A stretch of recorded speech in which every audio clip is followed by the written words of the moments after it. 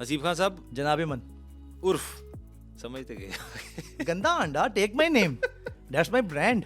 यार मैंने लंदे शर्म आ रही है। Aftab Iqbal is a character writer director. उस जैसा बंदा बनने की नाकाम कोशिश हर बंदा कर तो लेता है, उस जैसा पैशन किसी के पास नहीं। शायद पाकिस्तान आ जाए इंशाल्लाह। वापसी मैं बड़ी खबर दे रहा हूँ, अगर आफ्ताब साहब के साथ काम नहीं कर रहे ना तो फिर वो काम ही नहीं करना चाहिए। आफ्ताब इकबाल साहब के बारे में ये कहा जाता है कि उनकी बहुत सी शादियां हैं। वो कहना तो ये चाहिए तो साले लगते हो, लेकिन हम कह नहीं सकते, ठीक है, जो उन पर तनकीद करते हैं। ताबिश हाशमी साहब को शाहजेब खानज़ादा यहाँ पे स्लॉट दे के छोड़ता है ना, ताबिश हाशमी आता है अपना प्रोग्राम शुरू करता है अपने कंटेंट से थोड़ा सा डिफरेंस, थोड़ा सा बाकियों से। उसने कहा मैंने आफ्ताब इकबाल नहीं बनना, इसीलिए ताबिश हाशमी सबसे ज्यादा अलग है। इफ्तिखार ठाकुर साहब की बात अरे कर लेते क्या हैं। कहने, छोटी निबला पहन होता है ठाकुर साहब। अनिल बेला, चलाक आदमी, नसीम विकी, क्रिएटिव, आफ्ताब इकबाल साहब, हेल क्रिएटिव, बबू राना, गद्दार आफ्ताब इकबाल, सजाद दानी। 5 शादियां। वाकई ये बात सच है। अमान साहब ने एक इंटरव्यू में रोते रोते कह ही दिया था कि मुझे आफ्ताब इकबाल से ये उम्मीद नहीं थी।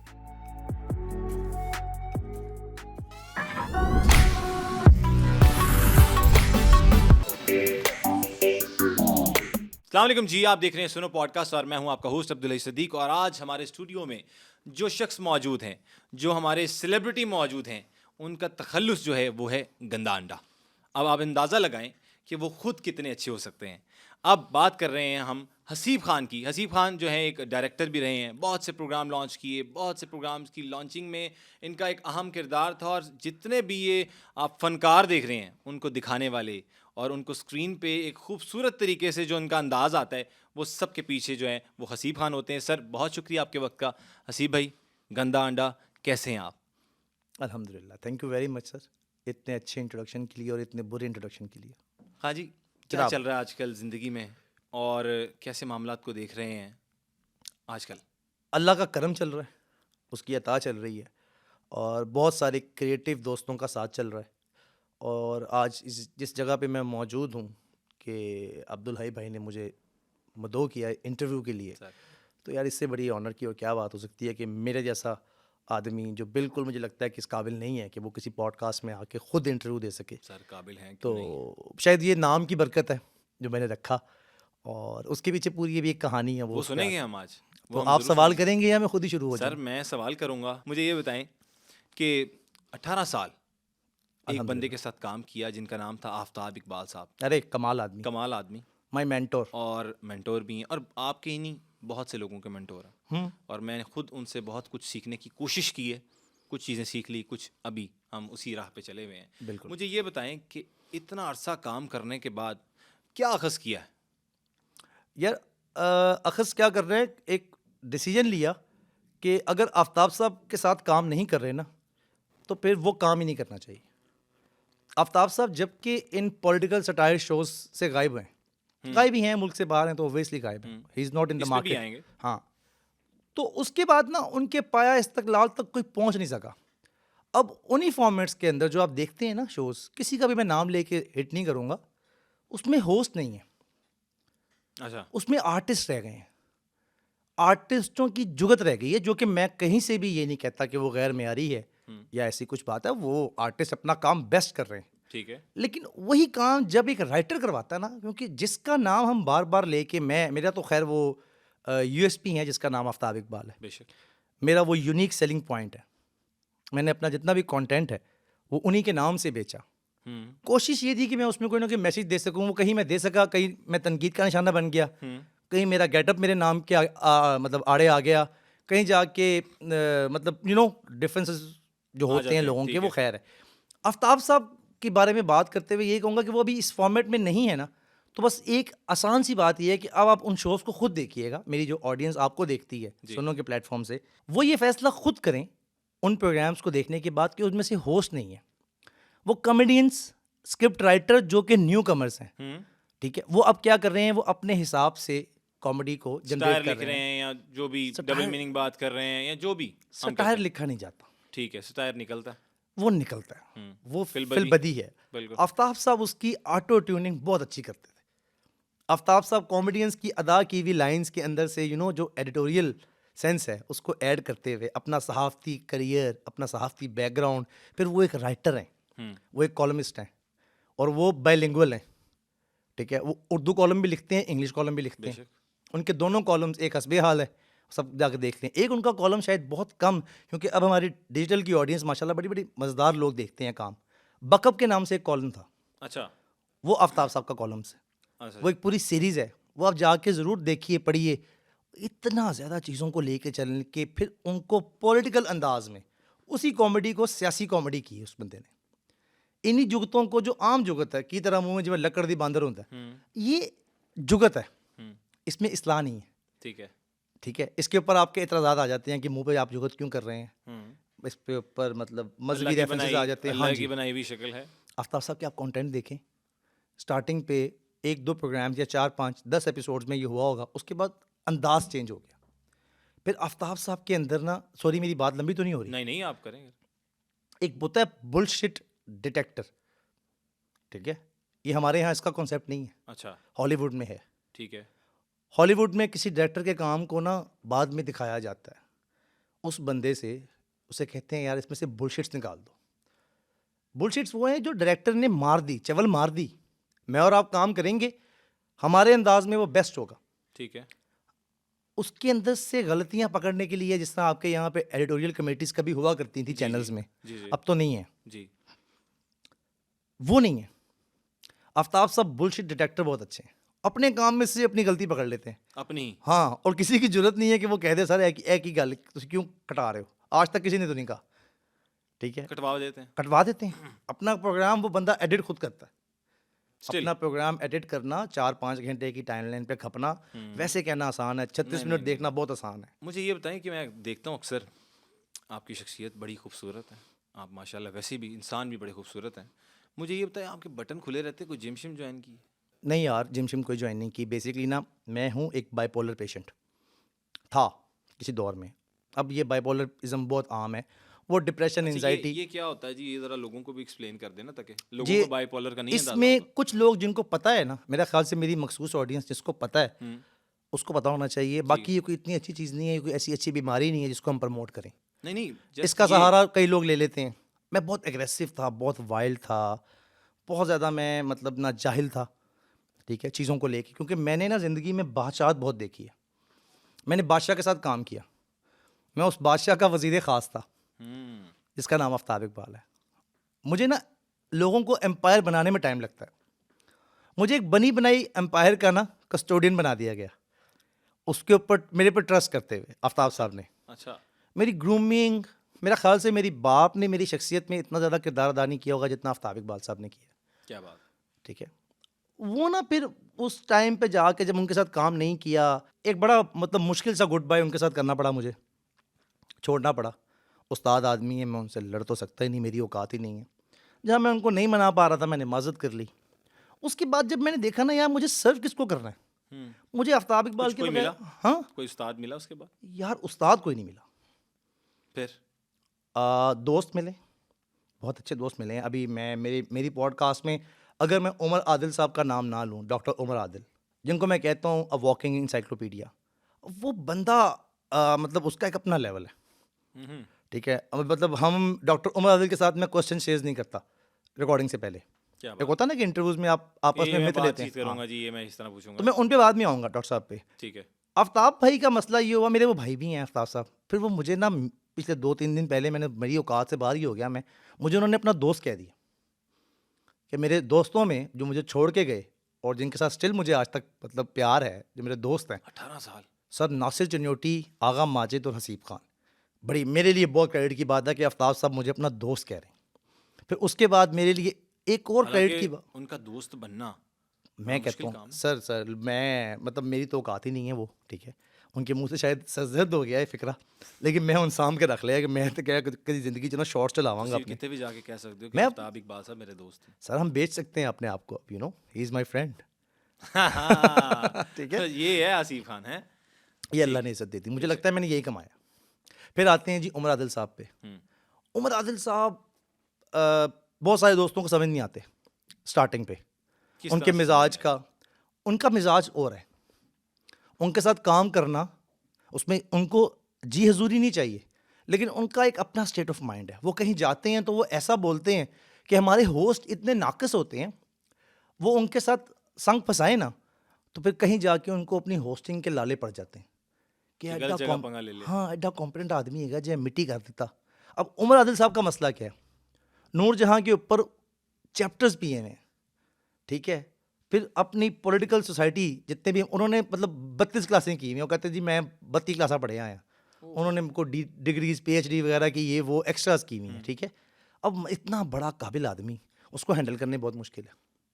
डॉक्टर साहब के साथ मुझे एज ये हुआ कि जब मैं उनके साथ प्रोग्राम करने लगा, आपको पता है पॉडकास्ट के लिए सेट चाहिए होता है, जी जी। मैं डॉक्टर साहब की तरफ गया, मैं कहा डॉक्टर साहब कहाँ करना है, कहते यार तू देख ले। देन मैंने कहा डॉक्टर साहब यहाँ कर लें, कर ले, यहाँ कर लें, कर ले। अब इशू क्या आया, इतना पढ़ा लिखा कंटेंट, और मैं जेन्युइनली बता रहा हूँ मैंने सोशल इश्यूज़ के ऊपर जो खुद से काम किया ना, वो मैंने डॉक्टर साहब की रहनुमाई में किया, अच्छा। डॉक्टर साहब के साथ उनकी कंपनी में होते हुए किया। अब डॉक्टर उमर आदिल के साथ बैठ के मैंने ट्रांसजेंडर्स के ऊपर बात की है, ठीक है। अब वो ट्रांसजेंडर्स, इसको खुसरा ख्वाजा कह के आप उसको एक लो देन मतलब जो सोसाइटी का लोअर क्लास हिस्सा होता है ना, आप उसको बिला वजह ले जाते हैं। ये इतने हसास टॉपिक हैं, यकीन करें समटाइम जाते हुए उसमें इमोशनल भी होना पड़ता है, ठीक है। डॉक्टर साहब कई दफ़ा पे मतलब जज्बातियत ज़्यादा आ जाती है उनके अंदर, ठीक है, वो ज़्यादा गुस्सा कर जाते हैं पॉडकास्ट में, तो मैं वहाँ पे उनसे काउंटर क्वेश्चन नहीं करता। काउंटर क्वेश्चन होता है, मैं नहीं करता, ठीक है। यार कहीं पे माइंड ना कर जाए। नहीं माइंड ना कर जाए, वो गुफ्तगू बहुत ज़्यादा वाइल्ड हो जाएगी। एंड पे मैसेज वाइल्ड, मतलब एंड पे जो मैसेज है ना वो वाइल्डनेस नहीं है। कोई ना कोई चीज़ बंदा अखज़ ज़रूर करे अपने हिसाब से। जिस तरह आप इस टाइम सामने मेरे बैठे हुए हैं, जी जी तो मुझे आप पे प्यार ही आ रहा है सर। मैं भी यही काम करता हूँ कि जब गेस्ट आता है ना, तो जितनी इज्जत आप दे रहे हैं ना मुझे, कि आप चाह रहे हैं कि मैं ज़्यादा से ज़्यादा बोल लूँ, जी। मेरी भी कोशिश यही होती है कि जिस तरह मेरा गेस्ट है ना उसको जरा उससे पूछूँ ना। उससे पूछो ना। हमारा पार्टियों का साथ, तो मैं हूँ नून लीग का, मैं हूँ PTI का, मैं हूँ पीपल्स पार्टी का, मेरी एक पार्टी है ही नहीं। हाँ, मेरे पे जो बंदा परफॉर्म कर रहा हो ना, उससे उसकी तारीफ कर देने में कोई बुराई नहीं है। नहीं है। यहाँ लोगों को मौत पड़ती है, मतलब कि जी मरियम बीबी का नाम ले लो, तो भाई क्यों ना लूँ नाम, मेरी वज़ीर आला है, बिल्कुल। या तो फिर कहो ना, मेरी भी है। या तो कल आके कहो कि मेरी वज़ीर आला नहीं हैगी। सर मुझे ये बताएं कि ये भी तासुर दिया जाता है कि आप हाईएस्ट प्रोड्यूसर और हाईएस्ट पेड डायरेक्टर हैं। अल्हम्दुलिल्लाह। लास्ट पेमेंट कितनी उठाई थी? लास्ट सच बताइएगा, दिल पे हाथ रख के। लास्ट पेमेंट आफ्ताब साहब को छोड़ने के बाद उसकी भी एक कीमत थी। छोड़ने पे भी कीमत मिली थी? हाँ, आपकी मार्केट में बड़े बड़े शेयर बैठे हुए हैं, वो कहते हैं यार अच्छा आफ्ताब इकबाल का प्रोड्यूसर तोड़ना है, अच्छा तोड़ो, कितने में तोड़ना है। उस टाइम पे आफ्ताब साहब जब मेरी लास्ट पगार मैं उनसे ले रहा था 2020 मेरे ख्याल से, या 2019, वो थी 2.5 लाख रुपया, प्लस गाड़ी, प्लस पेट्रोल, प्लस मेरा मोबाइल, टोटल मिला के कुछ 3.5 बन जाती थी। क्या बात है। फिर आफ्ताब साहब को छोड़ने के बाद भाई ने आधी पेटी उठाई है। वाह जी वाह। ये आधा खोखा कहते हैं, आधी पेटी कहते हैं। तो आफ्ताब भाई के 5 लाख रुपया जब महीने। पता चला, उन्होंने कहा नहीं कि आ जा यार वापस? आफ्ताब साहब ने मुझे एक चीज़ कही थी, उन्होंने कहा था जे मेरे बगैर कम करेंगे ना, कुछ करके जोर विखाई। बंदे का पुत्र बन के हो सका? हाँ, नहीं हो सका।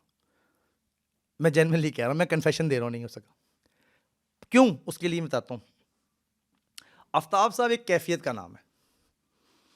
आफ्ताब साहब यार पता नहीं वहाँ पे पूरे पॉडकास्ट में एक्चुअली मैंने बेचने में बताया ना, यूनिक सेलिंग पॉइंट दोस्तों एक होता है USP, बेशक। ठीक है। उसके अंदर ना आप लोग, सॉरी मैं आपको थोड़ा सा ना मैं ऑडियंस के साथ एक चीज़ जी बता जी रहा हूँ जी जी उनकी। जरूर जरूर। जैसा हमारी जीला है audience ना सुन रही हमारा, है। जीला एक नशा है, जीला जो एक कि नशा हलाल है, हाँ। अब वो जीले ने क्या किया, जीले के पास USP आ गई, उसने कहा यार आवाम को देसी घी बहुत पसंद देसी है, घी। आवाम को कोफ्ते बहुत पसंद हाँ, हैं। उन्होंने लाई रखो। 150 रुपए की प्लेट दे तुम देसी घी भी दे रहे हो, कोफ्ते भी दे रहे हो, नाल नाल भी दे रहे हो, रायता भी दे रहे हो। अब ये आपको फुद्दू बनाने के लिए और क्या चीज़ चाहिए, और क्या चाहिए। ठीक है। अब ये खाना खा के आप सेहत तो नहीं पकड़ सकते। डॉक्टर अफान ने मास्टरबेशन के ऊपर बात करके, अच्छा। उसके ऊपर अब डॉक्टर अफान क्या कर रहा है, आपका तज्जिया निगार बना हुआ है बहुत बेशक। स्ट्रॉन्ग किस्म का। बेशक।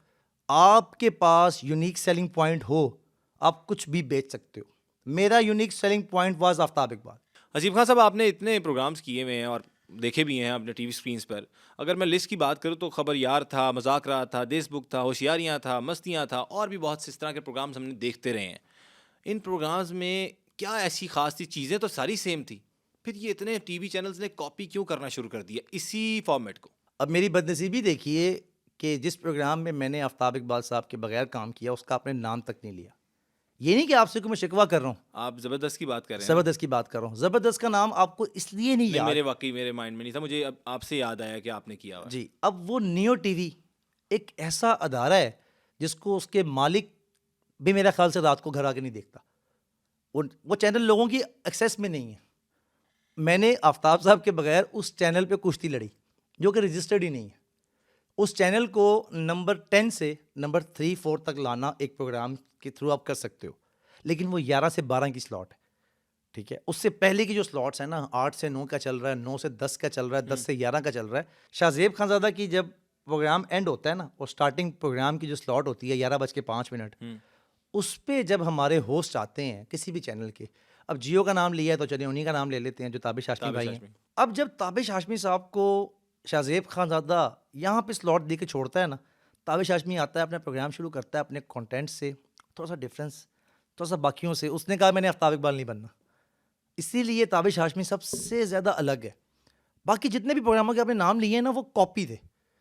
ताबिश हाशमी ने कॉपी किया कपिल शर्मा को।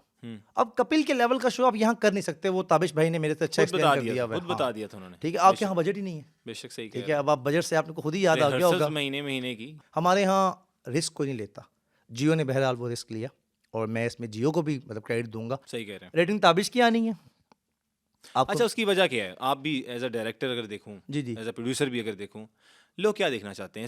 सिंपल सा फंडा मुझे बताएं, लोग देखना क्या चाहते हैं? यार बस ये सीधी बात। 2 किस्म की ऑडियंस है, एक टीवी की है, एक आपका अब डिजिटल वर्ल्ड क्रिएट हो चुका हुआ है, आप माने या ना माने। सुनो टीवी, जियो टीवी, ARY, इनसे ज़्यादा इनके डिजिटल प्लेटफॉर्म्स हिट हैं। इनके तमाम एंकर्स अपने अपने यूट्यूब चैनल्स बना के बैठे हुए। बिल्कुल। क्यों बना के बैठे? इसलिए कि डिजिटल भी देखा जाता है। नहीं सर, पैसे नहीं दे रहे आप उनको। आपके चैनल्स में 7-7 साल की तनख्वाहें पेंडिंग हैं। आपके चैनल्स में आम तनख्वाह का जो फ्लो है ना, ये मैं आपकी बात नहीं कर रहा। जी, मुझे अंदाजा आप जनरली बात कर रहे हैं। मैं 18 साल के एक्सपीरियंस की सर 6-6 माह की तनख्वाहें पेंडिंग है। तो क्या करते थे? हाँ भाई, क्या करें जब आपके पास पैसे नहीं है। आप तो 1 महीना आपने ज़ाया कर दिया, आपने काम कर लिया, सैलरी आनी है 10 को, आप कह रहे हैं हाँ आ जाएगी। तो घर किस तरह चलता था यार? सर मांगना। अच्छा 5,000 अपनी सैलरी में से आप एडवांस मांग रहे हैं, 5,000 रुपया कम से कम। मैंने तो ये काम किया हुआ है। आफ्ताब साहब की बात नहीं कर रहा, चैनल्स की बात कर रहा हूँ। उनके बाद जो मैंने चैनल्स में काम किया, जिस चैनल में मैंने काम किया, मेरा प्रोग्राम बंद होने की वजह यही थी कि उन बदबख्तों के पास पैसे ही नहीं थे। छलांग उन्होंने लगा दी 2 करोड़ रुपया महीना इन्वेस्टमेंट की।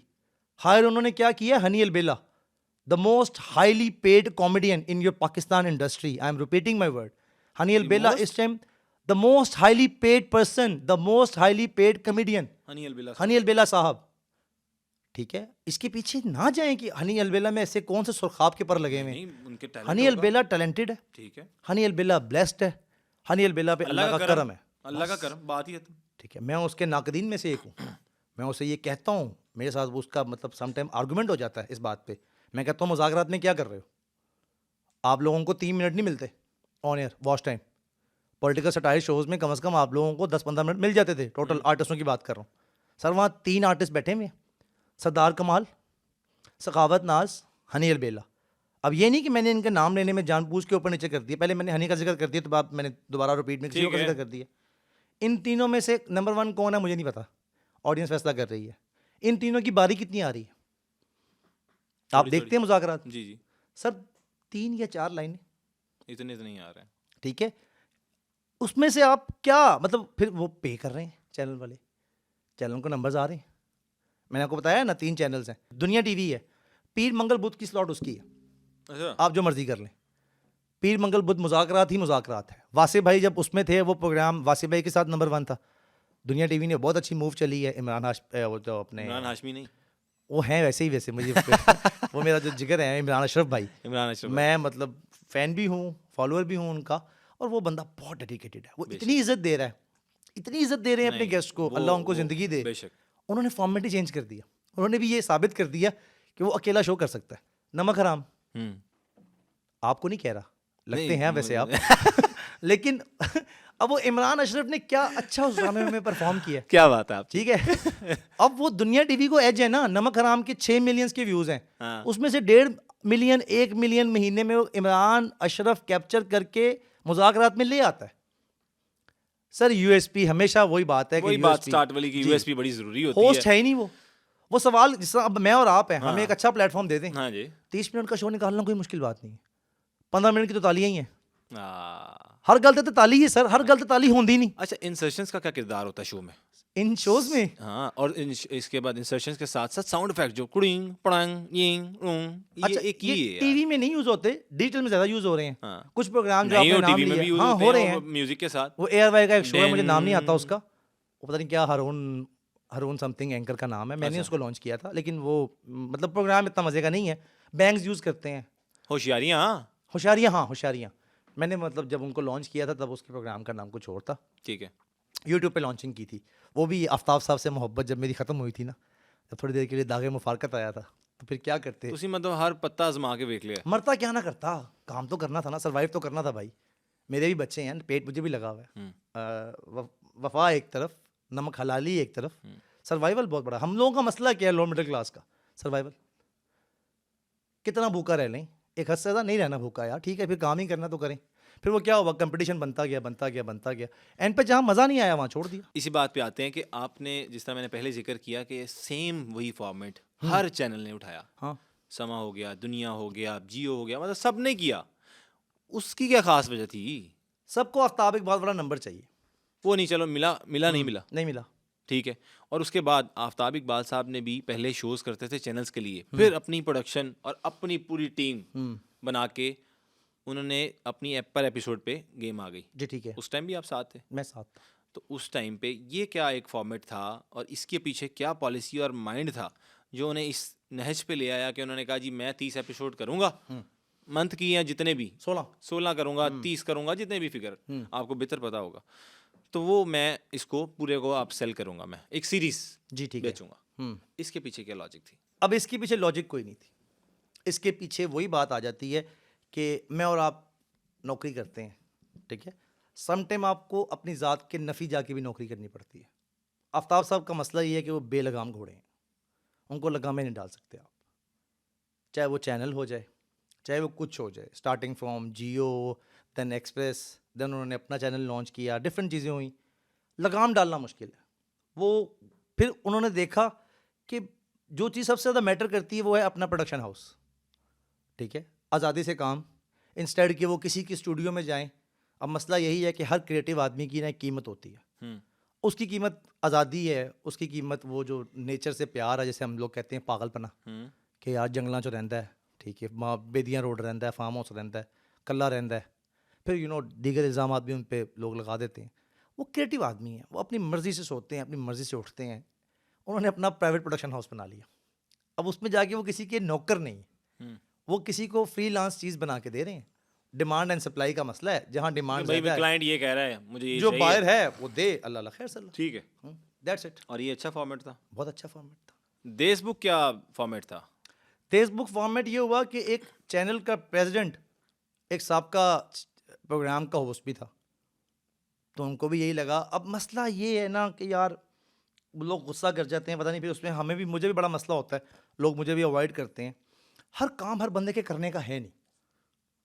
हस्बे हाल प्रोग्राम से वो मौसूफ उठ के आए, हमारे दोस्त हैं, बड़े भाइयों की तरह मेरे, तो आप किसकी बात कर रहे हैं? जुनैद सलीम साहब की ऑफिस। अच्छा, मसला ये है कि वो अब एक चैनल के प्रेसिडेंट हैं।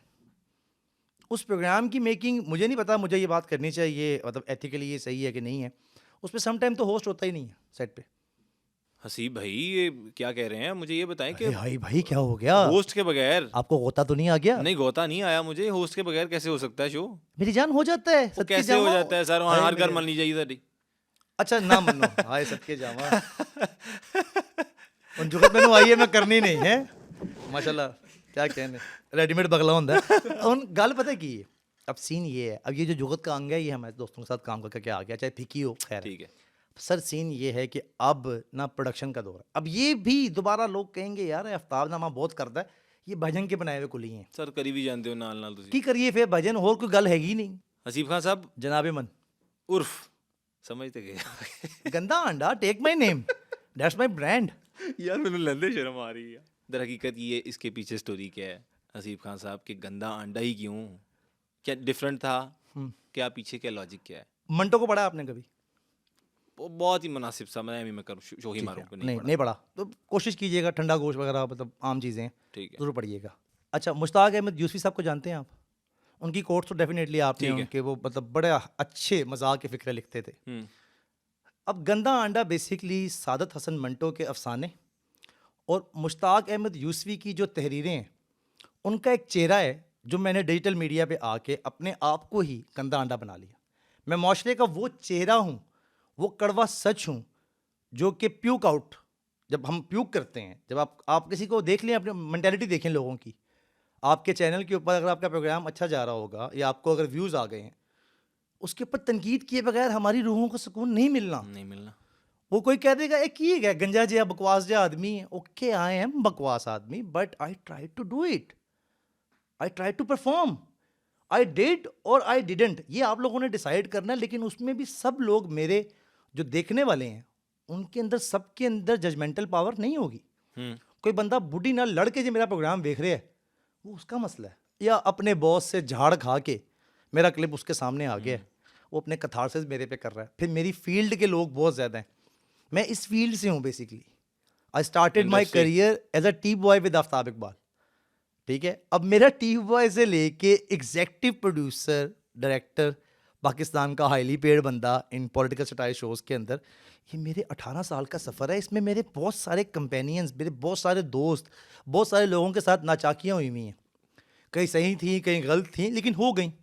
अब वो 18 साल का सफ़र जो उनसा है ना, उसके दरमियान 250-300 बंदा ही अगर है उसने मुझे सब्सक्राइब किया हुआ है, वो मेरे बारे में अगर कोई बंदा जिसकी मैंने मे भी कभी जाने अनजाने में दिलचकनी की हो, तो वो कमेंट कर रहा है, वो अग्रेसिव हो रहा है मुझे। उसको मैंने क्या किया है, मैंने किसी चीज़ का, मैंने गाली का जवाब जो उनसा है ना वो इमोजी दिया हुआ है, ठीक है। फिर मैं मतलब अगर आपको कोई गाली निकालता है तो आप उसको इमोजी सेंड कर देते हैं? हाँ जी, मैं उसको रिप्लाई में ना कमेंट में इमोजी दे देता हूँ। कौन सी वाली? Smiley face, smiley? हाँ, एक मतलब सिंपल स्ट्रेट स्माइल नहीं होती, जी स्माइली, उसके लिए कोई एक्सप्रेशन नहीं होता मेरा। इसका मतलब है कि मुझे ये फ़र्क पड़ रहा है। हाँ, तनकीद, मेरे पे कोई कहे कि मैं किसी पार्टी को रिप्रेजेंट करता हूँ अपने कंटेंट के अंदर, वो कहीं ना कहीं आजकल इम्पैक्ट जा रहा है। मैंने जो लास्ट एपिसोड किया है ना डॉक्टर उमर आदिल के साथ, अच्छा। वो भी एक चैप्टर है पूरा, क्योंकि आपको पता है मेरी ज़िंदगी का एक नया मोड़ है वो उसके अंदर कहीं इम्पैक्ट जा रहा है कि मैं नून लीग की साइड ले रहा हूँ। अच्छा। मैं ले रहा हूँ, ये नहीं कि मैंने इमरान खान की बहुत साइड ली हुई है, मैंने इमरान खान के लिए बहुत कमेंट्स किए हैं, लेकिन जहाँ कोई चीज़ उनसे गलत हो गई, कुछ सरजद हो गई, अकले कुल कोई नहीं है, कोई भी नहीं, ठीक है, वो सिर्फ अल्लाह की ज़ात है। और यार बंदे का अपना अपना ओपिनियन है कि वो जिसको मर्जी सपोर्ट करे। मरीम बीबी ने मिसाल के तौर पे प्रोटोकॉल के ऊपर अपने स्टाफ को अगर डांटा है, यार खुशी हुई मुझे, चलो ठीक है। हसन निसार साहब को मैंने सुना, अब मैं हसन निसार साहब को सुन रहा हूँ, वो ये कह रहे हैं शाबाश मरियम। इसका मतलब ये बिल्कुल नहीं है कि आगे मरियम बीबी के सारे गुनाह धुल गए या उस पार्टी के सारे गुनाह धुल गए। उस बंदी ने अच्छा स्टेप तो लिया है, कम से कम उसको अप्रिशिएट तो करो ना, ठीक है ना। अब वो यूथ के लिए भी कुछ ना कुछ कर ही लेंगी, ठीक है। आपके प्लेटफॉर्म के थ्रू, पता नहीं मेरे में इतनी ताकत है कि नहीं, लेकिन आपका प्लेटफॉर्म बड़ा है, तो नून लीग को चाहिए कि अपनी सोशल मीडिया टीम बहुत स्ट्रॉन्ग करे, ठीक है। उनकी सोशल मीडिया टीम बहुत नालायक है, बहुत बहुत नाकिस टीम है। मुझे लगता है ये जॉन एलिया ही का शेर है, लेकिन क्योंकि मैंने खुद फेसबुक से पढ़ा हुआ है तो इसकी तहकीक पूरी नहीं है, तो इस बात पे गालियाँ निकालें लोग, तो मुझे पता नहीं है कौन है, लेकिन वो शेर भी मेरी मतलब ਤੁਹਾਡੀ ਤਵੱਕੁਆਤ ਹੀ ਮੈਂ ਹਿਸਾਬ ਲੈ सर ਕਿ ਤੁਸੀਂ ਕਹਿੰਦੇ ਆਵਾਮ ਮੈਨੂੰ ਗੱਲ ਨਹੀਂ ਕੱਢੇ, सर वो क्यों इसलिए ਕੱਢे कि- गाना सर यार? तहकीक के बगैर की भी चीज़ के ऊपर, लेकिन मुझे वो शेर पसंद आया। शेर बताएं आप। वो कहते हैं शेर कि सुनाएं। जो देखता हूँ वही बोलने का आदी हूँ, जो देखता हूँ वही बोलने का वही आदी बोलने का आदी हूँ, मैं अपने शहर का सबसे बड़ा फसादी हूँ। हूं। उफ, सच बोलने की कीमत तो होती है, फिर आपको बेशक। गालियाँ पड़ती हैं तो पड़ती रहें। खैर जी जनाब, क्या बात है। अच्छा मैं इस पे आता हूँ कि ये प्रोग्राम जितने भी होते हैं, निकलता है घंटे का प्रोग्राम, जनाब, हाँ जी। और इसकी रिकॉर्डिंग के ऊपर जितना टाइम लगता है, 16 16 17 अब 17 नहीं घंटे, लगता, अब नहीं लगता, क्यों नहीं लगता? अब नहीं लगता। मैं तो लास्ट भी एक प्रोग्राम पे गया हुआ था, उधर तकरीबन 12 से 13 घंटे लग गए। किस प्रोग्राम में गए? बस वो छोड़े, मैं बता रहा हूँ ना, एक निजी टीवी का प्रोग्राम था। अच्छा, उन्होंने फिर काम नहीं आंदा। कितना टाइम लगता है? आफ्ताब साहब 16 घंटे नहीं लगाते थे। आफ्ताब साहब की बात नहीं कर रहा मैं, सारे प्रोग्राम्स की बात कर रहा वो हूँ। इसलिए कितना कि टाइम आता लगता नहीं ना, काम नहीं ना आता। अब अच्छा। मसला ये है कि अब स्क्रिप्ट की तैयारी नहीं है, वन लाइन का नहीं पता, सिचुएशन आके सेट पे खोल दी, आपके आगे, sorry for the words, but वो 4-5 बांदर छोड़ दिए, ठीक है, जिसको, क्योंकि वो they are treating them like a बांदर। दे आर नॉट बांदर्स actually, they are very creative people, they are our health comedians यार। कॉमेडियन, आपको पता है इंटरनेशनल लेवल पे कॉमेडियन क्या क्या कमा रहा है और कितना ज़्यादा सीरियसली लिया जाता है, ठीक है। अब मैं यहाँ पे पता नहीं नाम लूंगा तो लोग कहेंगे बिला वजह अपनी बढ़ा रहा है अपनी इल्मियत। मैं किसी का नाम नहीं ले रहा हॉलीवुड के एक्टर का, अच्छा। कॉमेडियन का। सर वो ये, और ये जो हमारे हैं बखुदा ही उनसे कम नहीं है, बड़े बड़े बला के दोस्त हैं, बेशक। बड़ा बड़ा बला का फिक्रा फेंकते हैं, लेकिन अब क्या किया, होस्ट मौजूद नहीं है, सेट पे ला के आपने 10 बड़े फनकार छोड़ दिए, परफॉर्म करो। क्या परफॉर्म करें? क्या लाइन लेंथ क्या है, किस चीज़ के ऊपर कॉमेडी करनी है। उनको कॉमेडी के लिए ना क्यों देना पड़ता है, बॉल फेंकनी पड़ती है। अभी आपने एक फिक्रा मुझे कहा कि पता नहीं मैं ले नहीं सकता गंदा अंडा, अब वो मुझे आपने क्यों दे दिया, आगे मुझे एकदम आया, मैं कहा क्या, वो लाफ्टर बन गया। इसमें हमने कोई चीज़ प्लान नहीं की, ये स्पॉन्टेनिटी थी जी, उस स्पॉन्टेनिटी को कैश करवाने वाला बंदा ही कोई नहीं है। क्या बात। उनको छोड़ दिया, अब वो आर्टिस्ट अपने करो अपने खुद ही। They are doing their best and they are very क्या कर क्रिएटिव सकते पीपल। हैं यार कि मतलब एक आप प्रोग्राम शुरू कर देते हैं रिकॉर्ड पे, क्यों डाल देते, क्यों करके होस्टलेस शो, आप उसमें से आप उम्मीद ये लगाएं कि उसका रिजल्ट कपिल शर्मा हो। आपकी तवक्कुआत पे कौन सा शो पूरा उतरा? आफ्ताब इकबाल साहब के अलावा, वो तो ठीक है, ताबिश भाई, इमरान अशरफ, इसके अलावा? इमरान अशरफ भाई, वासिफ चौधरी, अच्छा, बस। अब हाँ, एक अब शोज के नाम लेने की कोई हर्ज तो नहीं ना है। नहीं नहीं, अब एक शो है जिसका नाम मैं लूंगा, पब्लिक टीवी का शो है, ठीक है, वो करते हैं मोहसिन भाई, मोहसिन अब्बास हैदर भाई जी। वो जो मुज़ाकरात के डीजे थे। मेरी उनसे अभी तक बनफ़से नफीस कोई मुलाकात नहीं है, ठीक है, बट आई नो हिम कि यार अच्छा आदमी है, लगता है सही है, स्पार्क बहुत है, एनर्जी बहुत है। बेशक। वो बंदा एक बंदे के हाथों ऑपरेटेड है, इस प्रोग्राम का डायरेक्टर नहीं हो सकता। उसका डायरेक्टर जो सा है ना, वो टेक्निकल चीज़ें देख सकता है जो हम किया करते थे। अच्छा, हमारा किरदार इतना ही था कि पीसीआर में बैठ के 8 कैमरे प्लेस हुए हुए हैं, अच्छा ये शॉट यहाँ से बन रहा है, इसका प्रोफाइल होगा, इसका मिड शॉट है, इसका बीसीयू है। ये एक डायरेक्टर का काम है। डायरेक्टर के साथ एक चीज़ इन्वॉल्व होती है, राइटर या होता है या नहीं होता, अच्छा, कॉमेडी या होती है या नहीं होती, ठीक है ना, शायरी या होती है या नहीं होती। इसी तरह राइटर भी होता है या नहीं होता, राइटर है ही नहीं। राइटर क्या है यार, अच्छा इसके ऊपर ना आज हम लोग जॉइंट फैमिली के ऊपर शो कर रहे हैं, अच्छा जी वो सेट खुला, फ्रेम आया, चारपाई पड़ी हुई है, वे अस्सलाम वालेकुम थी ये, हाँ अब्बा की हाल चाल ही, अब्बा वो आज दा बिल आया है, और तुसी एन जी, यार कोई सर पैर नहीं है। इसको बेसिकली ना लाइन लेंथ के बगैर शोज चल रहे हैं। उसके ऊपर भी क्या होता है, सॉरी आपका माइक को बार हाथ लग रहा है, जज्बाती होकर शहबाज शरीफ की तरह मैं जी, कंट्रोल नहीं कर पा रहा। होता क्या है कि एंड पे एक कैरेक्टर है जिसका नाम है एडिटर, जिसको आप एनएलई कहते हैं। वो बेचारा कितना इन्वॉल्व हो जाए, उसको कुछ दोगे बना के तो वो करेगा ना। Aftab Iqbal is a character writer director, हम लोग उसके आगे टूल थे, हम उसके सहूलतकार थे। उस जैसा बंदा बनने की नाकाम कोशिश हर बंदा कर तो लेता है, उस जैसा पैशन किसी के पास नहीं। 8 घंटे रिकॉर्डिंग करा के गायब हो जाएंगे। अच्छा, अपनी तैयारी करते थे आफ्ताब साहब? यार तैयारी, हाँ फिर नहीं बदी नहीं नहीं, तैयारी क्या है, रात को सोने से पहले 3 बजे रिसर्चर्स को एक एसएमएस आ रहा है, रिसर्चर्स जो घर चले गए हैं, अभी 2:30 बजे रिकॉर्डिंग से फ्री होकर घर गए हैं, उनको 3 बजे मैसेज आया 3 बजे मैसेज आ रहा है कि सुबह मुझे ये बताना है कि फ़लाँ खबर, मिसाल के तौर पे, अब उनको मैं रिवील नहीं करता उनके काम को, मिसाल देता हूँ कि एक फ़लाँ शख्स को जूता पड़ा, आपकी असम्बलियों में आजकल जूते बहुत चल रहे हैं, मैंने मिसाल दे दी, मुझे इसके बारे में पॉइंट्स चाहिए कि किस किस को जूता किस किस टाइम पे पड़ा, इसका बैकग्राउंड चाहिए। अच्छा। उसके लिए रिसर्चर नहीं है, they are browsers, they are Google browsers. Mind ना करें, कुछ दोस्त वाकई रिसर्चर्स हैं।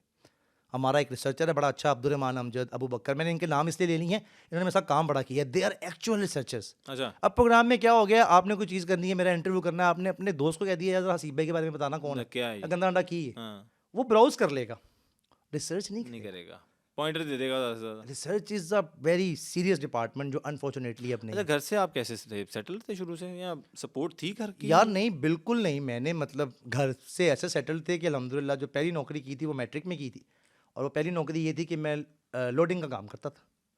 ये जो बंद रोड पे नहीं है टपाल वगैरह के ट्रक्स आते हाँ हैं, जी, उसकी अनलोडिंग किया करते थे। 150 रुपया 200 रुपया दिहाड़ी थी। और ये ये कब की हमारी बात है? हाँ यार, ये 2003 2004 2003 2004, अब्बा की डेथ हुई थी 2006 में, तो उससे पहले पहले तो शुरू से अल्हम्दुलिल्लाह बाप ने मैट्रिक के बाद तो आफ्ताब साहब के पास छोड़ दिया था जॉब के लिए अच्छा, खुद कि छोड़ के नौकरी गए करो। थे? हाँ हाँ, वो अच्छा हाथ पकड़ा गए थे। मैं टी बॉय गया था, बताया तो है। जी, और वो टी बॉय से यहाँ तक का सफ़र, उसमें काफ़ी मल्टीपल जॉब्स और जॉब्स की हैं। जो आपका पेस है, इसकी जो सीलिंग है गुलबर्ग वाले की, ये हमने की हुई है, खाक साहब ने अपने हाथों से किया हुआ है। वो सीलिंग का जो कॉन्ट्रैक्ट नहीं होता, अच्छा, वो भी जब कर पेस लेते को हैं? आग लगी थी, हाँ सर वो किया है, लाए उसमें बड़ा मज़ा आता है, बड़ा आसान काम है अगर आ जाए तो। मुशक्क़त अभी भी आप हाथ में लाएं, बड़े गंदे हाथ हैं मेरे, बड़े सख्त हाथ हैं। मेरा मसला ये है कि मैं आज भी टफ टाइम आ जाए ना, मुझे अपनी सीट से प्यार नहीं, मैं उसको मशीद इसलिए समझूंगा कि ये अल्लाह ताला ने मेरे पे ये वक्त रज़ा डाला ही है डाला है। अल्लाह की। मैंने सीखा ही तवक्कल है आफ्ताब इकबाल से। आपने जिस तरह जिक्र किया, हनी अलबेला साहब हाईली पेड आर्टिस्ट हैं, हाँ उसके बाद अगर हम बात करें तो कौन सबसे ज़्यादा हाईली पेड है? अच्छा, इसमें अब एक और चीज़ भी है कि कुछ प्रोग्राम्स इसमें ना नेचर है हर एक की, जॉनरा है हम प्रोग्राम। नेचर पे नहीं जाते, मैं कहता हूँ वैसे ही हम जनरली किस तरह के जो जितने भी हैं, मतलब हम नसीम विकी की बात कर लेते हैं, उसके बाद हम आप या नासिर चन्योटी की बात साहब करें, की आप बात कर आगा लेते हैं, माजिद की आगा बात माजिद करें, की बात कर लेते हैं, सलीम अलबेला भाई की बात करें। इफ्तिखार ठाकुर साहब की बात अरे कर क्या लेते हैं, कहने, छोटी निबला पहन होता है ठाकुर साहब, बहुत अच्छे यार, वो बहुत सूफी आदमी है ठाकुर भाई ना, क्या प्यारे सज्जाद आदमी। जानी की बात कर लेते हैं। सज्जाद जानी मेरा जिगर जान, मेरा दोस्त, अच्छा, एक मेरा हम भाई। सेगमेंट करते हैं जिसमें मैं आपके साथ ये नाम शेयर करूंगा, आपने एक वर्ड जो दिमाग में पहला फर्स्ट थॉट आता है वो बता देना है। लेकिन वो लगाना है वर्ड, वो लगेगा, क्यों नहीं काटना लगेगा, नहीं है यार। काटेगा नहीं, ओके, लेकिन आपने सोचे समझे बगैर फौरन से आंसर यूं करना दूंगा, है। आए तो सही। हनील बेला, चलाक आदमी, नसीम विकी, क्रिएटिव, आफ्ताब इकबाल साहब, हेल क्रिएटिव, बबू राना। गद्दारे आफ्ताब इकबाल। ये भी तुसी लकब देता है यार उन्होंने। आपने मुझे कहा था वन आंसर है, आगे चलें। ठीक है, नहीं पढ़ाई दे रहे तुसी भी। नासिर चिन्योटी, प्यारा भाई, शफीक दोस्त, अजीम इंसान, मरहूम Amanullah sahab, the legend, the one and only, Umar Sharif sahab Umar Sharif साहब, एज वेल, दोनों, सज्जाद जानी, 5 शादियां, Junaid Saleem, I don't know him, Sohail Ahmed साहब, लेजेंड, इफ्तिखार ठाकुर, हाजी इफ्तिखार ठाकुर, अच्छा नाइस, वसी शाह साहब। कंगन, काश मैं तेरे हसीयत का कंगन होता। अच्छा, उनका वसी साहब जो हैं वो किस तरह के आदमी हैं, मतलब वसी भाई बहुत दरवेश आदमी है। वसी भाई इतने सूफी हैं कि इस प्रोग्राम के लिए इतना सूफी होना बनता नहीं है। ठीक है ना, इतने नफीस हैं वसी भाई। क्या बात है। और वसी भाई का सीन ये है कि वसी भाई भी ना थोड़ा सा लाइफ में खुद को कॉन्फिडेंट आदमी है। वसी भाई के बारे में एक बात बताता हूँ छोटी सी, प्लीज, जी, जी। अगर आप बुरा ना बनाएं तो। जी जी, वसी भाई इतने आराम परस्त आदमी हैं कि उन्होंने बीकॉम का फाइनल पेपर अकाउंटिंग का सिर्फ इस चक्कर में नहीं दिया था कि यार मैं उठूंगा मेरी नींद खराब होगी, चलो कोई बात नहीं नेक्स्ट ईयर दे दूंगा। ना करें। अल्लाह की कसम उन्होंने पेपर नहीं दिया बीकॉम का। उनका इतना, यानी कि चलो जो भी कह लें, अब ये बात प्रमोट करने की नहीं है प्लीज़, मैं इसमें ये नहीं कह रहा कि हर बंदा ऐसा करे, ठीक है ना, किसी की भी लक ऐसी नहीं लेकिन होती। सूफी आदमी है। सूफी आदमी है, उनका अपना ज़िंदगी का एक नज़रिया, उनके लिए रेटिंग रैट रेस मैटर ही नहीं करती। इफ्तिखार ठाकुर साहब के बारे में कोई ऐसी बात जो लोगों को पता ही ना हो।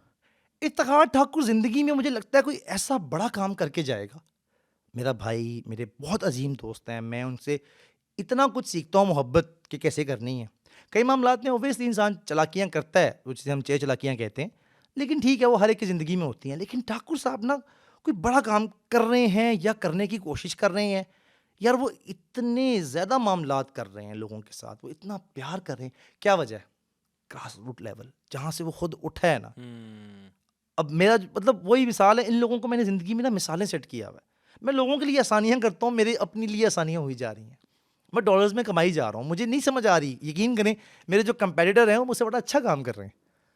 सिर्फ मैंने देखा है कि अता जोन सी है ना, ब्लेसिंग, ये ठाकुर वगैरह भाई में ये चीज़ें बहुत ज़्यादा। नासिर जन्योटी का मैं नाम ना लूँ, नासिर जन्योटी इतने लोगों के काम, अब उसके घर कोई चला गया है ना, अब ये नहीं कि सब मुँह उठा के चले जाएं, जो चला गया है उसके घर वो किसी काबिल है नहीं है, वो उसका मामला हल किए बगैर उसकी एडवाइस कर देगा। अब गंदे अंडे में एक चीज़ मिस होगी स्टार्ट में मुझसे, गंदा अंडा इंटरव्यूज़ करने का आइडिया नासिर चिन्योटी साहब का था। अच्छा, मेरे पास आखिरी प्रोजेक्ट बंद हुआ मेरा ज़बरदस्त, मैं नासिर भाई के पास गया, उन दिनों में मेरा बाइपोलर पता नहीं कहाँ पे मैं गया हुआ था, पेशेंट्स, वही बात है, 2-3 जो आपके मेन साइकोलॉजिस्ट हैं, डॉक्टर्स हैं, मैं उनसे मतलब ट्रीटमेंट लिया मैंने। इसकी दवाइयाँ बड़ी मुश्किल होती हैं, इसके जो मतलब इफ़ेक्ट्स आते हैं आपकी बॉडी के ऊपर, आपके जो रिएक्शंस होते हैं आपको लोग बर्दाश्त नहीं कर पाते, तो उसके लिए अल्टीमेटली मेरी बेगम ने मुझे बड़ा बर्दाश्त किया हुआ है। कौन सी दवाई लेते थे? यार वो एंटी डिप्रेशन की गोलियां हैं बहुत ज़्यादा, मतलब मैं वो ना ही पूछो, ये एक वर्स्ट चैप्टर है जिसको मैं डिस्कस इसलिए नहीं करता अच्छा, कि मुझे वो वक्त याद आ जाता है। तो उस चीज़ के बाद ठीक ना है। नासिर चन्योटी के साथ मेरी मुलाकात हुई। नासिर भी मुझे कहते हैं वे की कर रहे हैं, मैं कहा नासिर भैया प्रोजेक्ट शुरू करते हैं कोई फ्लाट, उन्होंने कहा अच्छा सब कुछ अपना कर। तेरा यूट्यूब चैनल है क्या? मैं कहा हाँ जी। कहते सब्सक्राइबर ने? मैंने कहा जी 17,000, तू मेरा इंटरव्यू कर, तेरा अगों भी इंटरव्यू करी जा। मैंने नासिर चन्योटी का इंटरव्यू किया है and out of no bloom I got 200K plus views in a month, ठीक है, और अभी भी वो 4 लाख मेरे ख्याल से 3 लाख समथिंग पे चला गया है वो। अच्छा, And that पहला was a- इंटरव्यू हाँ, नासिर चिन्योटी साहब का किया। मैंने किया उस टाइम पे मेरी कोई प्रैक्टिस नहीं थी, मेरा कोई कैमरामैन डीओपी मेरे साथ नहीं था, आई वाज हेल्प ब्रोकन। वो दुनिया से आपका रास्ता टूट चुका होता है हाँ, ना। आप मैं ऐसे ही 8 महीने 9 महीने के कोने लिए ढूंढ रहे होते हो। मैं मार्केट से गायब था बिल्कुल, मुझे लोग फ़ोन करना छोड़ गए थे, मेरा मोबाइल बजता नहीं था। मेरी बेगम मुझे एक दिन कहती है ये देख, ये ज़िंदगी में तूने जो ये चीज़ देखी है, इससे कुछ सीखा है? मैं कहा क्या? कहती है आपका फ़ोन नहीं बज रहा। मैं इतना एनॉइंग हो चुका हूँ ना लोगों के लिए, लोग मुझे बर्दाश्त करना छोड़ गए। उस टाइम एक एक बादशाह के नीचे वजीर खेले ना, बदमाशियां कर ले, सब कुछ कर ले, सब बर्दाश्त कर जाते हैं। टाइम होता है ना तो आपका। किसी से जाने अनजाने में बुरा तो नहीं कर बैठे थे? यार मैं बुरा नहीं कर बैठा, लेकिन मुझे लगता है मुझे किसी की हाय लग गई थी। मुझसे कोई ना कोई ऐसी गलती हुई थी जिंदगी में कि मैंने किसी को इस लेवल पे हर्ट किया जो जाने अनजाने में हुआ। बखुदा मैं हर नमाज में अपने लिए माफ़ी मांगता हूँ भाई, मैं बाकायदा नमाज पढ़ने वाला आदमी। फिर उसके बाद नसीम विक्की साहब आए ज़िंदगी में, उन्होंने मुझे नमाज पढ़ के दुआ मांगने का तरीका बताया कि तू नमाज के बाद दुआ नहीं मांगिया कर। नसीम विकी साहब ने? हाँ जी, तू गिड़गिड़ाया। यार ये बड़े सूफी लोग हैं, इनका मसला ये है, हम लोग इनको मरासी कह देते हैं, कॉमेडियंस कह देते हैं। और नहीं यार, थिएटर छोड़ के ये सारे यहाँ पर टीवीज में आ गए। अच्छे ऑब्वियसली जो आप बात करते हैं कि पैसे। नसीम विक्की भाई को अभी तक ना वो इज्जत नहीं दी टीवी ने जो वो डिजर्व करते। वजह? क्योंकि मसला वही आ गया ना, राइटर नहीं है। अब नसीम विक्की के अंदर एक राइटर है, वो ब्लॉक का डायरेक्टर है, ब्लॉक का राइटर है। थिएटर में उसके इतने ड्रामाज हैं जो उसके लिखे हुए हैं, जो ये हम सब लोग देखते हैं ना टीवी पे। 70-60% काम नसीम विक्की का है। अल्लाह की कसम में झूठ नहीं बोल रहा। नासिर भाई, आगा माजिद, इफ्तिखार ठाकुर साहब, ये सब लोग अपने मुंह से बताते हैं कि यार विक्की भाई काम भी कर रहा है, खुद भी परफॉर्म कर रहे हैं सेट पे और दूसरों को जवाब बता रहे हैं। आप ड्रामास देखें, उनकी ऑडियो पता लग रही होती है कि ए कह दे, ए कह दे। वो राइटर आदमी है, उसके ऊपर एक और राइटर लाके बिठा दिया, उसे कहा जी काम करो। वो काम करवाने वाला आदमी है, उससे आप काम ले रहे हैं, उसको छोड़े ना। करते हैं कपिल शर्मा वाली शो की बात अक्सर। वो ऐसे लोगों ने बनाई हुई है कंट्रोवर्सी, बकवास बनाई हुई है लोगों ने। विकी भाई का ऐसा उनके बारे में कोई बयान नहीं है। कपिल से बहुत प्यार करते हैं वो एक मामला शुरू हुआ, बाद में पाकिस्तान के हालात ख़राब हो गए, वीज़ा नहीं मिला, फिर वो नहीं गया। कपिल भाई आगे निकल गए लाइफ में।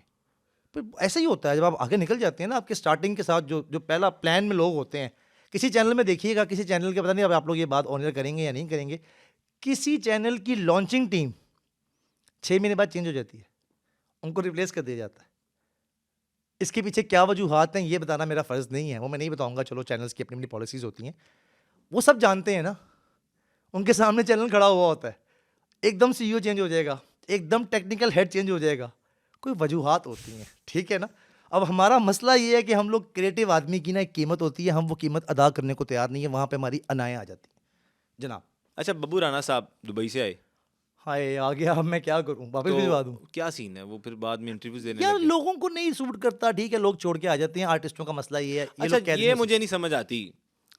ये बड़ी एक मेरे दिमाग में एक सवाल था अपना, किसी के हवाले से नहीं, किसी ने मेरे माइंड में फीड नहीं किया, मैंने खुद देखा, थंबनेल्स में देखा। जो भी आर्टिस्ट छोड़ता था आफ्ताब साहब को, बाद में आके वीडियो कर देता था, जी मेरे पैसे नहीं दिए, मेरा ये नहीं किया, मेरे साथ बदतमीजी की, बड़े नाम। मैंने खुद कई लोगों के इंटरव्यूज भी किए हैं। ये असल में ऐसा होता होगा या ये सिर्फ मनगढ़ंत कहानियां बनाते थे सारे? मैं किसी का नाम नहीं ले रहा। Are you married? शादी हुई है? अल्हम्दुलिल्लाह जी। बेगम के साथ जब नाचाकी हो जाती है, उसके बाद कुछ पॉइंट्स आपके वैलिड होते हैं, कुछ पॉइंट्स के ऊपर आप बिला वजह अपने आप को धाक बिठाने के लिए सहारा लेते हो, किससे आपको मॉरल सपोर्ट मिल जाएगी। ऐसा ही होता है हर ताल्लुक में। कई जगह पे उनकी चीज़ें सच हैं, कई जगहों पे वो लोग तंग होते हैं।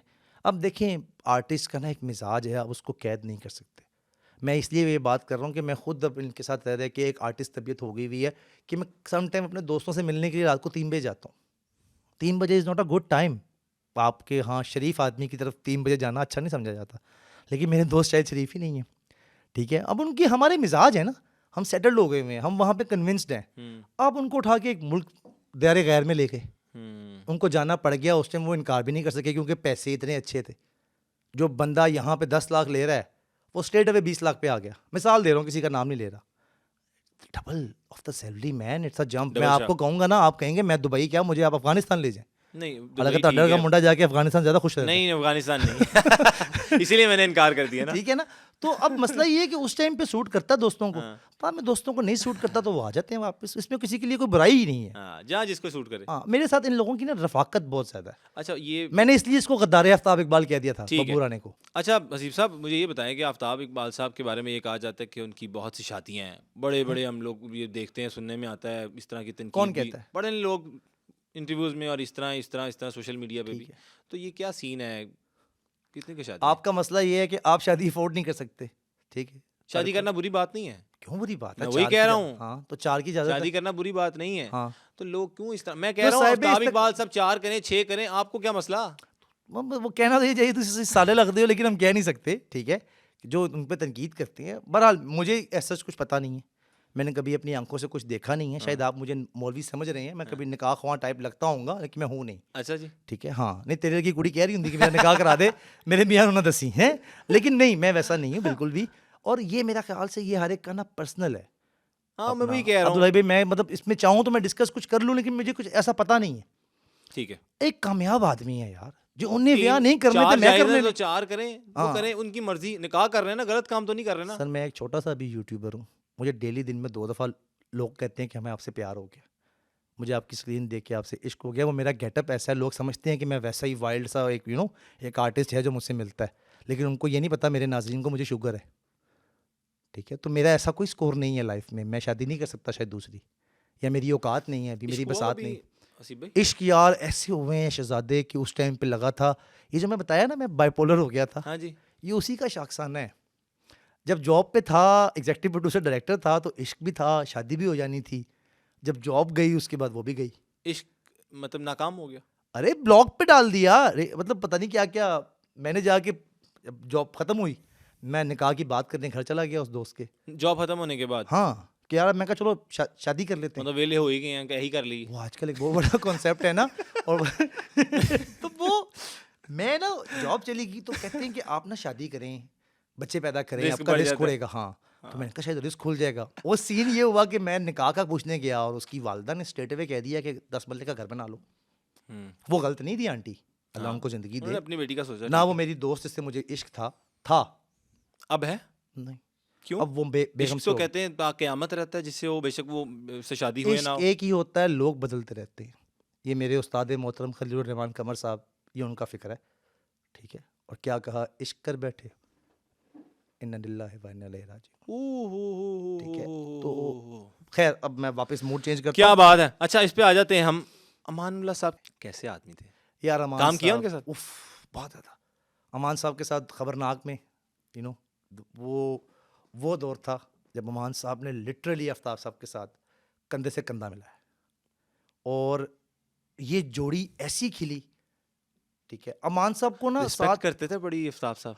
आफ्ताब साहब रिस्पेक्ट भी बहुत करते थे, आफ्ताब साहब उनसे प्यार भी बहुत करते थे, और उनको ना खिजाते भी बहुत थे। और बुढ़िया तू रह गए हैं उन, तू चले या कारतूस है पंप अमानुल्लाह। मारना जिसे कहते हैं, थोड़ा सा हाँ। जरा बूस्ट करना। और कहा यार मैं हैरान हूँ केड़ी ऑडियंस जेड़ी तेरे ते मरती सी, ए तेरी जुगत। अल्लाह अकबर। उन्होंने यूं करना, गुस्सा ये वो, ड्रामेबाजी दोनों की। अब आगे से अमान साहब कह रहे हैं मैंने ब्रेक दे दे, ब्रेक ला, ब्रेक हसीब, ब्रेक ला। अब इसका मतलब उन्होंने वॉशरूम जाना। अमान साहब को ना इसका मसला था। आफ्ताब साहब का ना एक उनका इम्पैक्ट बना हुआ था कि ये बड़ा गुस्सा करते हैं। अब वॉशरूम के ऊपर कोई गुस्सा क्यों करेगा, किसी ने जाना है, अगर आप उसको रोकेंगे तो उसका निकल जाएगा। सही बात है। तो उसने यूं करना आता था, नहीं कहना जाओ, सिगरेट पीना अमान साहब ने, और फिर जाके वहाँ पे सेट के बाहर वॉक कर रहे हैं, और चलिए अंदर आके फिर उन्होंने कहा शुक्र कर लो और आगे। ठीक है, अब बस हाय, ये हाय, हाय, ट्रैक हाय, चला है, हाय।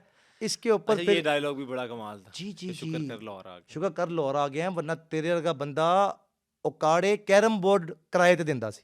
अब कैरम बोर्ड किराए पे कोई नहीं देता। तो कहते ये कैरम बोर्ड किराए पे कौन देता है, कहते तू पागल जे है, तू दे सकना है। अब ये लाफ्टर अल्लाह उन्होंने क्रिएट किया। क्या ठीक है, उन्होंने कहा शुक्र कर लो और आ गए, नहीं तो तेरे पिंड कुल्फी ओल ही विकदी सी, जिन्हों तोड़न वास्ते ना टेबल ते रख के हथौड़ी नाल सट मारी दी ते अपना हिस्सा हथ च रह गया ते भरा दा पलंग थल्ले वड़ गया। ओए होए। इतनी सख्त कुल्फी। अब ये ऑब्जर्वेशन की बातें हैं, ये जो गांव वाले लोग हैं वो इसको एंजॉय करेंगे। फिर एक और चीज़ हुई कि आफ्ताब साहब की ज़िंदगी में ना एक चेंज ओवर आया 2016 में। अब अमान साहब ने खबरनाक में काम किया 16, 17, 18, फिर 19, 20 में उनका गैप आ गया, ये मुज़ाकरात करते रहे। अब आफ्ताब साहब से इनकी मुलाकात वापस हुई 2021 में। ठीक है, अब आफ्ताब साहब उस टाइम तक माशाल्लाह मज़ीद ग्रूम कर चुके थे। अच्छा। ठीक है, तो वो आए और पहली मुलाकात थी, अमान साहब को रीहायर करना था। अब ये वो दौर था जिसमें दी लेजेंड अमानुल्लाह साहब, अल्लाह पाक माशाल्लाह। उनको बिश्तों में जगह अता आमीन फरमाए, आमीन आमीन। उस टाइम पे ना हमारे चैनल्स ने उनका साथ छोड़ दिया। उसके बाद क्या हुआ कि अमान साहब जब अदालत में थे ना आखिरी 2 साल, आफ्ताब साहब ने मुझे फ़ोन करके एक दिन कहा कि यार हसीब अमान साहब चाहिए, इनको उठाओ। मैंने कहा सर वो तो बीमार हैं। कहते उठाओ, खैर है। अच्छा। आउट ऑफ नो ब्लूम मैंने कहा ओके सर। जाके 15 लाख रुपए पे अमान साहब के साथ डील तय हुई, उसमें से टैक्स वैक्स कट के अमान साहब को 1.2 कैश मिलता था। अमानत उनका बेटा साहब ज़्यादा साथ जी। था। आफ्ताब साहब से खैर कॉन्ट्रैक्ट वगैरह हो गया, तो मैंने पूछा, मैंने कहा सर बहुत ज़्यादा वापसी? पेमेंट है। हाँ पेमेंट बहुत ज़्यादा है अमान साहब की। उन्होंने कहा यार ये मेरी कंपनसेशन है, ये अमान साहब ने जो मेरा साथ दिया है ना ज़िंदगी में, ये उसको मैंने रिटर्न करना है। हाँ हाँ हाँ। फिर वो शो में वाकई ये बात सच है, अमान साहब ने एक इंटरव्यू में रोते रोते क्या ही दिया था कि मुझे आफ्ताब इकबाल से ये उम्मीद नहीं थी जो उसने कर दिया मेरे लिए। क्या बात। वो दौर था कि अमान साहब ने 2 बजे सेट पे आ जाना है दोपहर को। फिर उनका मसला ये था कि वो ना पोर्शंस में खाते थे और माशाल्लाह खुश खुराक थे। और फिर अमान साहब की ज़िंदगी में एक कंटिन्यूटी थी, वो लक्ष्मी चौक के तूबा चने जोन से है ना, वो उनकी कंटिन्यूटी है। वो उन्होंने बेदियाँ रोड आना है तो उन्होंने ड्राइवर से कहना है पहले मुझे वहाँ लेके जा। फिर मैं अगर कभी अमानत साथ, अमानत को अल्लाह ज़िंदगी दे, अमानत बड़ा को साथ दिए उसने। कहीं ना कहीं ज़िंदगी में मुझे लगता है कि अमानत को ना अल्लाह ताला बहुत देगा। बेशक। किसी अभी उसका टाइम नहीं आया, ही हैज स्टार्टेड वर्किंग, वो माशाल्लाह कैरेक्टर भी परफॉर्म कर रहा है अच्छे ठीक है। प्रोग्राम्स के अंदर, अल्लाह उसको कामयाब करे। आमीन। उसने ना सेवा बहुत की है बाप की। टेक्निकली मुश्किल लगता है, जिसने लोग माँ कहते बाप हैं की खिदमत की है उसको अल्लाह अमानत ने, नवाजता यार है। अमानत ने बहुत की है। सोहेल अहमद साहब की बात कर लेते हैं। यार मेरा उनके साथ वर्किंग एक्सपीरियंस नहीं है। वैसे टीवी पे तो देखा होगा। हाँ लेकिन वो इंटरव्यू नहीं देते, आपके प्रोग्राम के थ्रू मैं उनसे रिक्वेस्ट कर रहा हूँ कि इंटरव्यू मुझे भी दे दें। सर हम भी रिक्वेस्ट करेंगे कि हमारे पॉडकास्ट में भी आप ओ भाई जरूर अपनी आएं। नहीं, अपना मंजन ना बेच, अच्छा। मैं किसी मेरे लिए कह रहा हूँ सर, अब्दुल हई के नहीं सर, मेरे प्रोग्राम गंदा अंडा सर में प्लीज। दोनों में आ जाएं, हम इकट्ठे कर लेंगे। नहीं नहीं क्यों, आई मीन आप क्या मामे मेरे यार क्यों नहीं यार। नहीं क्या मैंने हो- नहीं करना नहीं करना। नहीं। चलें फिर आप मेरे में ही आ जाइएगा प्रोग्राम में, ठीक है जी। हाँ उन्होंने ठीक बड़ा हो मुझे गया। टाइम दे देना है ना इस बात में। हाँ अच्छा जी। मुझे ये बताएं कि आगा माजिद साहब, अरे अनदर लव ऑफ माइन, वड्डा फनकार। पहले मुझे ये बताएं कि आपको इन तमाम आर्टिस्ट में से किससे सबसे ज्यादा मोहब्बत है? जिसे मोहब्बत दिल से मोहब्बत हो, दिल से। नासिर भाई। नासिर भाई से? हाँ नसीम विकी का नाम मैंने इसलिए नहीं लिया कि मैंने उनके साथ काम बहुत कम किया विकी भाई के साथ, अच्छा। लेकिन नासिर भाई is नासिर actually- भाई, हाँ जी। उसके बाद? आगा माजिद, उसके बाद तीसरा? चलें हनी अलबेला। चलें हानियन बेला, ये क्या? हाँ उसने भी ना चौथा? बेवफाई की है। सलीम अलबेला। और पांचवा? पांचवा केड़ा रह गया, बब्बू राणा। बब्बू राणा। ये 5 लोगों से आपको मोहब्बत है। आगा माजिद साहब पे आ जाते हैं। आगा माजिद साहब की क्या कहानी है और कब मिले, कैसे मुलाकात हुई? आगा माजिद एक दलेर आदमी, आगा माजिद बहुत मेहनती आदमी। आगा माजिद एक टाइम पे बड़ा हड हराम था, ठीक है। इसको कुवैत भेजा गया, भाइयों ने इसको सेटल करने की कोशिश की, वहाँ जाके इसने ड्रामा ये बना लिया कि मुझे हार्ट अटैक हो गया, ठीक है। वो जाके जो जिस भाई ने इसको स्पॉन्सर किया है उसको कह रहा है मुझे हार्ट अटैक हो गया, मैं उन्हें थे नहीं रह सकता, डॉक्टर ने मैंने जवाब देता है मैंने पाकिस्तान कल दे, ओ तेरी है। ठीक है। फिर वो हामिद भाई हैं बड़े भाई, उन्होंने उनसे कहा कि जा तो पाकिस्तान ही चला जा। फिर आगा माजिद ने आके ड्रामों में काम शुरू किया, अब्बा जान नाराज़, घर से निकाल दिए गए, 3 साल घर से बाहर, घर कहाँ में रहे? आना नहीं। फिर नासिर जन्योटी, आगा माजिद और सलीम अलबेला, ये एक गठजोड़ बना, इन्होंने मिलकर एक फ़्लैट लिया। वो एक मज़ेदार कहानी है, इनके चैप्टर्स हैं, कुछ डिस्कस करने वाले हैं कुछ नहीं है। खैर उसके बाद फिर ये ख़बरनाक में आया, फिर ख़बरनाक में 7 महीने 8 महीने ये बंदा बोला नहीं। अब आपको पता है कितना बड़ा कॉम्प्लेक्स होता है कि आपको कोई कह दे या तूने हसीब खान के साथ पॉडकास्ट किया, तू कम था, कॉम्प्लेक्स डालने के लिए कहीं कह भी देंगे। हाँ हाँ भाई वो होस्ट है, होस्ट ने सवाल किया, आगे जवाब तो होस्ट हाँ ने जी, लेना ही है। बिल्कुल बिल्कुल। इसी तरह लेकिन इस प्रोग्राम का फॉर्मेट डिफरेंट है, यहाँ पे 4 फनकार बोली जा रहे हैं और आगा माजिद खामोश है। उसको कहा गया था कि 6 महीने खामोश रहो, फिर 6 साल तुम बोलते रहोगे। ये बात रिपीट हुई है और ये बात कामयाब हुई है। जिस बंदे ने कही थी मैं बाबा नाम लेना फजूल है, खैर। तो आगा माजिद एक बहुत मेहनती इंसान है। अब आफ्ताब इकबाल साहब, उनसे ही हम इस पॉडकास्ट का अख्ताम करते हैं। जनाब मैंने दोस्तों कि वो दुबई चले गए हैं, जनाब तो दुबई में शो अभी तक हमें नहीं नजर आया। क्यों अंधे हैं आप? क्यों? कहाँ है, कहाँ हो रहा है? भाई कर रहे हैं जो बेस्ट पॉसिबल है वो कर रहे हैं प्रॉपर ग्रैंड भाई। शो? ग्रैंड शो नहीं हो सकता। क्यों? ना ना ना, दुबई वाले कैमरे नहीं देते? अरे अब्दुल हई ने लाफ्टर लिया पहला भजन, दुबई वाले कैमरे भी देते हैं। दुबई में इतने सख्त रूल हैं, दुबई में किसी के मुल्क में बैठ के आप किसी के ऊपर बात नहीं कर सकते, तो क्यों करनी किसी है पर किसी पे तनकीद बात? नहीं कर सकते। क्यों? अरे उनका प्रोग्राम ही पॉलिटिकल सटायर है, वो कॉमेडी थोड़ा करते हैं, ये भांड शो थोड़ा करते हैं वो। तो अब आप बताएं फ्यूचर में क्या प्लान्स नजर आ रहे हैं आपको? शायद पाकिस्तान आ जाए इंशाल्लाह, वापसी? मैं बड़ी खबर दे रहा हूँ, दुआ ले जी, हसीब खान गंदा अंडा बड़ी खबर दे रहे हैं कि वो वापस आएंगे और वापस इंशाल्लाह। आके शो करेंगे। इंशाल्लाह ताला। उनका स्टूडियो भी उन्होंने हमें एकामात जारी तो नहीं किए अभी तक, अच्छा, ये लेकिन- निकलने लगी थी खबर, ये भी एक खबर थी कि एकामात जारी नहीं मैंने किए। आगे कहा है नहीं किए। ऑडियंस को पता है मैं झूठ नहीं बोलता, ठीक है, मेरे चेहरे में वो चीज़ सच्चाई है कि मैं झूठ नहीं बोलता। खैर इंशाल्लाह अल्लाह ने चाहा तो बहुत जल्दी शाम पे, अल्लाह करे, उनको आना चाहिए यार। मतलब पाकिस्तान का एक बहुत बड़ा टैलेंट है बखुदा, अपार्ट फ्रॉम एनीथिंग, जोक शोक ये वो चीज़ा एक तरफ, पाकिस्तान का वाकई एक बहुत बड़ा टैलेंट है जो पाकिस्तान से दूर है और लोग मिस कर रहे हैं उनको लिटरली। हमारी बेसिकली जो कंपटीशन की लाइन थी ना, चैनल्स की, वो ख़त्म होगी उसके जाने के बाद। आफ्ताब साहब कम बैक करेंगे दोबारा से, यही फॉर्मेट जो से है ना वो चहचहाएंगे इंशाल्लाह ताला, और मुकाबला भी उसी के साथ होता है जिसके साथ मतलब मज़ा है मुकाबला करने का। अब मेरा आपका मुकाबला बनता ही नहीं है, आप अपना काम कर रहे हैं, आप शरीफ आदमी हैं, मैं ज़रा थोड़ा सा बदतमीज़ आदमी हूँ। आपको एक बड़ी खबर हम भी देते हैं कि आपने इनको इस रूप में नहीं देखा होगा कि हसीब खान गा भी लेते हैं, मतलब ये हैं तो लेकिन गा भी लेते हैं। क्या हूँ मैं? टाड़ी कहना चाह रहे हैं? नहीं यार आई विश मैं मरासी होता, अल्लाह की कसम में होता। आर्टिस्ट भाई, आप आर्टिस्ट नहीं साथ हैं, इधर आए इधर बहुत क्यूट है आप। ठीक है चले जी, गाएं क्यूटो जी। क्यों, आपको पता है वो किसी ने आज तक कहा है क्यूटो? काफी लोग कहते थे। कौन कहते हैं? वो अंधे हैं, पता है आपको? मैंने ये बात करनी थी। चले जी, जी क्या सुनेंगे आप? कुछ भी सुना दें अच्छा जी, ये बी प्राक साहब, उनसे माजरत के साथ इसके अंतरा ही पेश करूंगा बस, जी। और ये किसी खास के लिए बिल्कुल नहीं है।